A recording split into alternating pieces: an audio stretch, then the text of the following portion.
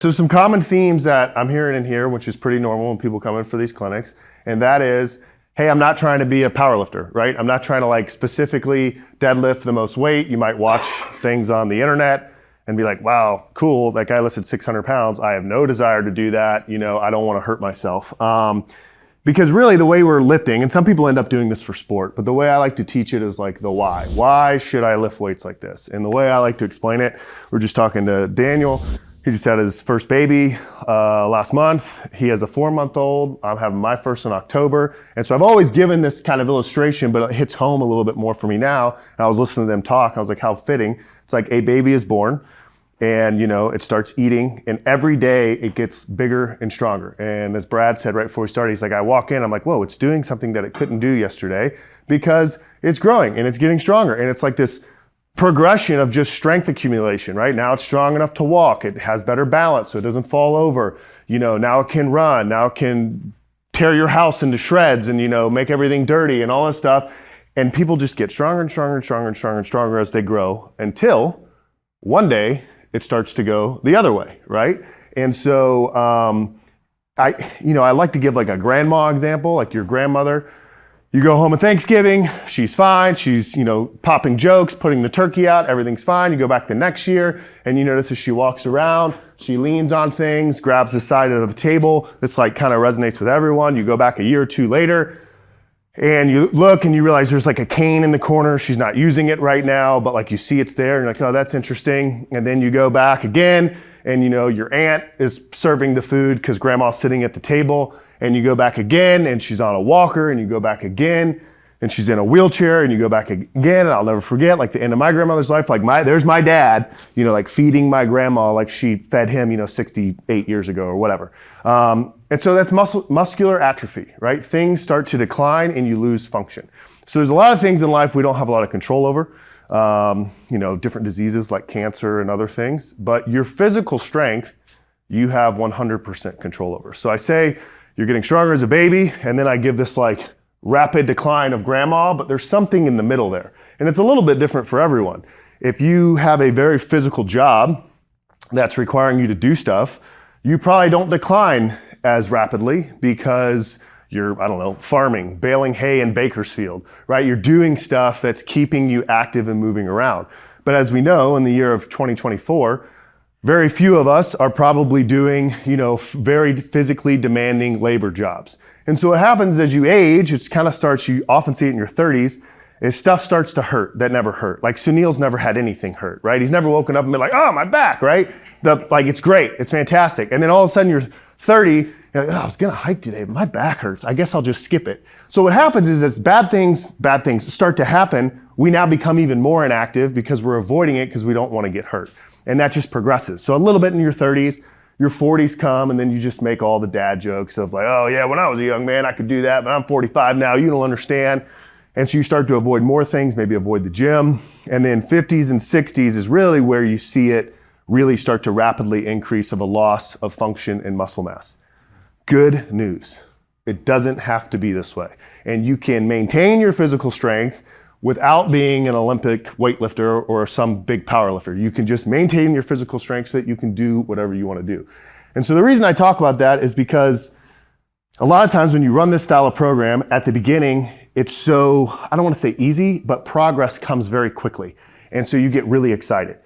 And then all of a sudden, progress starts to slow down and you're not so excited. And you're like, oh, this is really hard. I don't want to do it. And that's where people happen. That's what happens to people. Like Benjamin said, I've run the novice linear progression a bunch of different times. Very common because people train, it gets hard. And when it's hard, I don't want to do it. You know what? Maybe I should just run a marathon instead. Or maybe I'll go start doing Pilates for a little while. I'll come back to this. And you come back, you've lost some physical strength. He's shaking his head and smiling because it's a very normal thing. So what we want to do is give you the tools of how to get strong and then how to stay strong, right? And then have your strength to do whatever you want to do. If you want to run a marathon, fantastic. You'll be better off running the marathon if you're strong, right? If you, hey, I don't care about lifting a bunch of weights. I just want to be able to do whatever. Fantastic. And so that's kind of the goal. I want to explain this to you real quick because it's important to understand. When you first start training, you are weak, right? You don't, because you've never done this. So you're down here somewhere. You're not someone that's lifted a bunch of weights and actively gotten strong. And so when you come in and you live down here, we call this person a novice. A novice doesn't mean you've never lifted before. Doesn't mean that you weren't a Marine. Doesn't mean that you haven't done all this stuff. It just means that every time you come into the gym, you can get a little bit stronger. And the reason this happens is because of something called stress recovery adaptation. So all of you guys have a baseline of strength. I know this to be true because one, you're all standing upright. You opened the door. You took the pin from me. You sat down. You have some baseline of strength, and I know it's there. But today, what we'll do is we'll stress that baseline. So I don't care what the weights are. Don't worry about what the weights are. It doesn't really matter. But I'm going to say, okay, Rolf, I'm going to have you squat a set of 5 as heavy as you can where your form is perfect. It might not be that heavy. It might be heavy. It doesn't really matter. But what you do is you're applying a stress. Hey, I have this level of strength. Now I'm stressing it. And your body goes down to like what I call recovery mode. You go home, you eat, you sleep, you don't run a marathon, you let yourself recover, and you come back to the gym 2 days later. And what do? You lift a little bit more weight.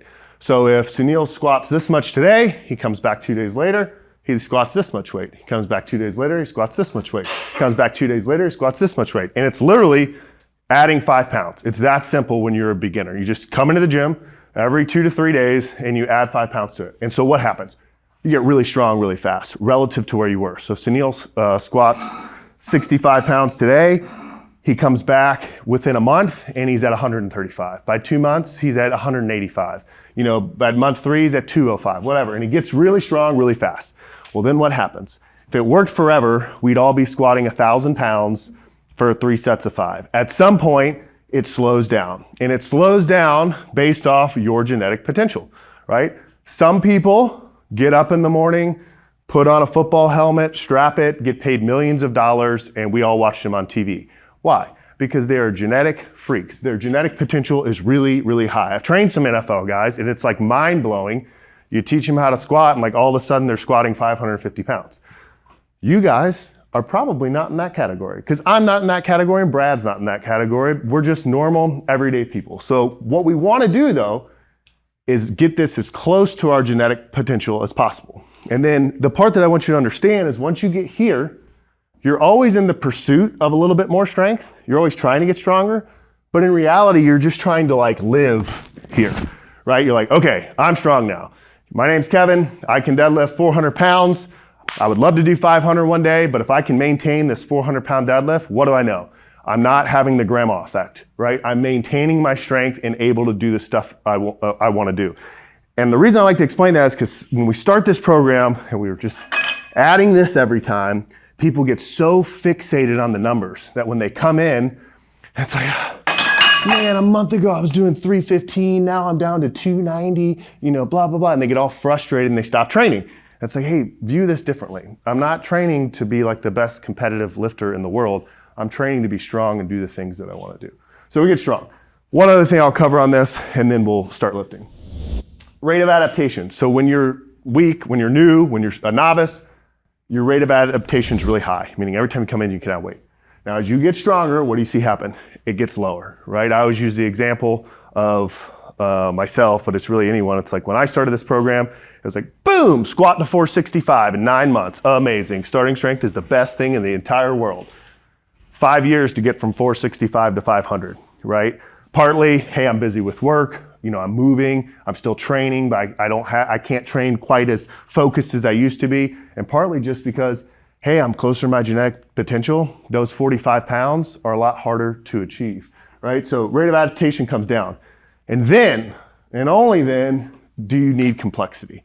In modern, lifting, health and fitness, all that stuff, go on the internet looking for a workout program. It's like 6 weeks to 6 abs, conjugate method for squats, the best training program for Brazilian Jiu-Jitsu, whatever, you name it. And it's like complex. The people are tying bands to the racks and wrapping them around their feet and doing things upside down and, box jump squats, all this crazy stuff. And they're trying to make it like super complex. And it really doesn't need to be, right? It really just needs to be, hey, add 5, get stronger. And then when I'm strong, the complexity isn't now I'm going to do a bunch of these weird movements. The complexity just becomes, hey, I can't walk into the gym and simply add 5 pounds each time. I have to change it up a little bit, right? So it might look like something for me. I still just squat, press, bench press, deadlift, power clean. But I might on day one come in and squat 5 sets of 5 at like 80% of my all-time best. And then on Friday, I might come in and squat like 2 sets of 3, but really close to my top weight. That's the complexity I'm talking about. I'm not talking about introducing a ton of new movements. Now, with that said, you're a human being living in America, even if you're from Canada, right? You can do whatever you want. So if you want to add in trap bar deadlifts, if you want to add in long distance runs, if you want to add in mountain biking, I'm all about it. All I want you to take away is like, hey, I need to get from here to here and then do the minimum effective things that I need to do to remain here. And then I can add in all this other stuff. What do people usually do? You have like a James, I'll use his own example. I quit this job that kept me from like being in shape. And so like a light bulb goes off. It's over. I'm gonna get in shape now. So what does he do? He comes to this camp. He signs up for spin 5 days a week. He hires a nutrition consultant. He starts doing, combat arms, all this different stuff. And then what does he stick with? Probably none of it, right? Because it's just too much. It's all like, we just see this over and over. People come in and they're trying to change their life, which is great. And they try to take in too much. So what we want you to do is just, hey, today you're gonna learn to squat and deadlift. You're gonna learn how to get strong. And then we wanna teach you, give you the tools of like, hey, I'm confident, I'm doing these lifts correctly. I'm gonna keep training, and I'm also gonna add in the other things I wanna do in my life. But when I'm first starting, it just needs to be super, super simple.